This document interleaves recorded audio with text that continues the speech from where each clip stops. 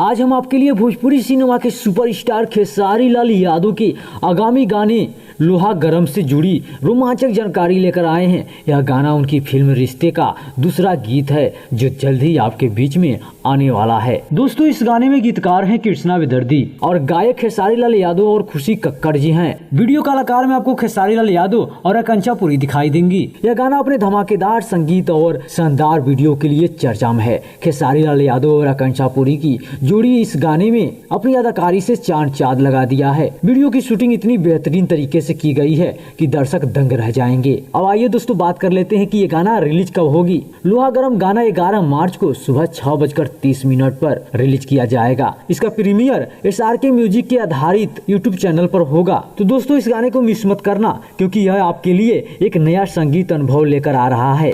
खेसारी लाल यादव के फैंस के लिए यह गाना एक तोहफा साबित होगा। तो तैयार हो जाइए 11 मार्च को सुबह 6:30 पर लोहा गरम के साथ एक नए संगीत पर जाने के लिए। धन्यवाद दोस्तों, हम मिलते हैं किसी अगले नेक्स्ट वीडियो में।